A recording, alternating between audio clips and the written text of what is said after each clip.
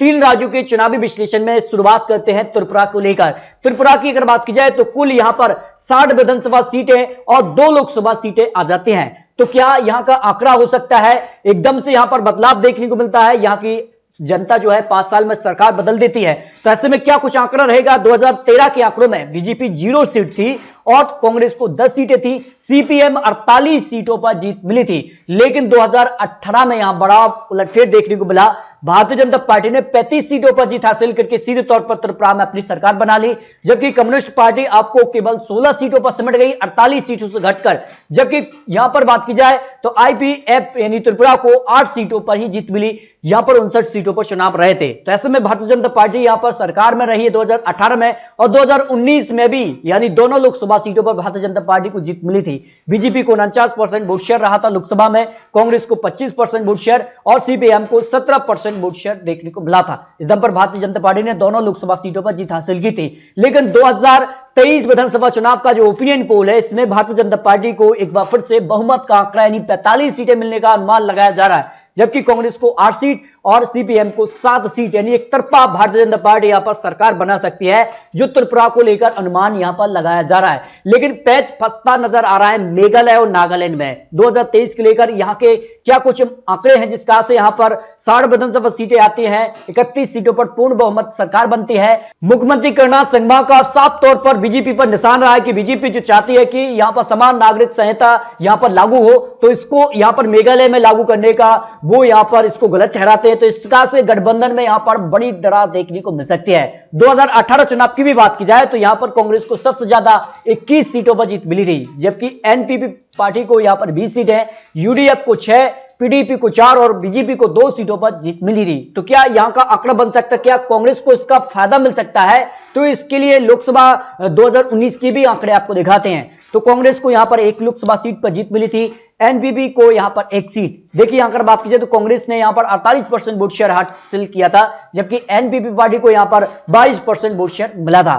तो अब क्या आंकड़े बनते हैं 2023 के लिए? क्या आप सरकार से आप इस समय जो संतुष्ट नजर आ रहे हैं, यानी एनपीपी पार्टी की जो सरकार है उससे कितने लोग यहां पर संतुष्ट नजर आ रहे हैं? हां कहने वाले 20%, नहीं के तौर पर 60%, पता नहीं ऐसे 22% लोग आ जाते हैं। तो मेघालय में अगला विधानसभा चुनाव कौन जीत सकता है? इसके चांसेस कांग्रेस के 44% हैं, एनपीपी पार्टी को 22 और बीजेपी के 6% यहां पर चांस, अन्य के 28% चांस बन जाते हैं।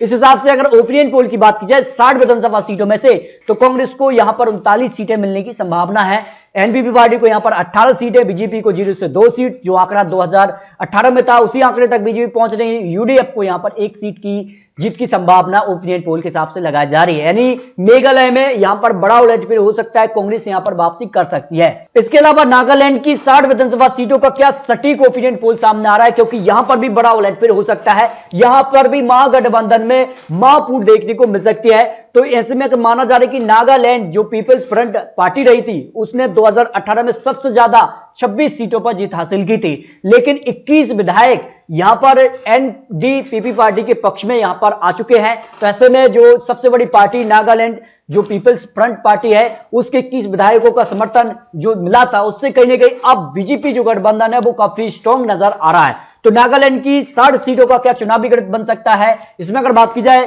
तो किसको कितनी सीटों पर जीत की संभावना लगाई जा रही है?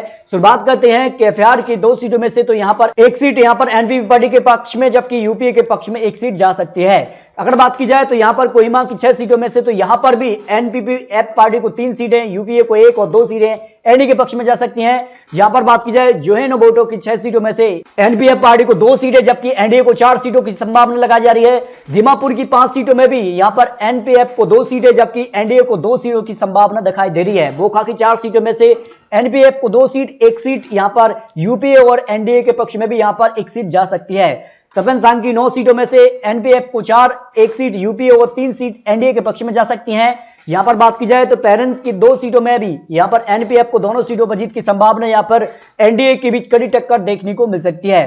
मोको कचुआंग की 10 सीटों में एनपीएफ को 5, यूपीए को 1 और 3 सीट एनडीए 1 सीट अन्य के पक्ष में जा सकती है। मौन की 9 सीटों में भी यहां पर एनपीएफ को सबसे ज्यादा 5 सीटें, लेकिन अब यहां पर नुकसान होने की संभावना दिखाई दे रही है, जिस कारण से उनके 21 विधायकों का रुझान हुआ है। यूपीए को 1 सीट और एनडीए को यहां पर 3 सीट, एनडीए का आंकड़ा यहां पर बढ़ता नजर आ रहा है। यहां पर बात की जाए लॉन्गलेंस की 2 सीटों में भी यहां पर एनपीएफ को दोनों सीटें मिल रही थी, लेकिन अब एनडीए के पक्ष में दोनों सीटें जा सकते हैं। इस तरह से अगर बात की जाए तो काफी बड़ा उलटफेर यहां पर 60 सीटों के आंकड़ों में आ रहा है।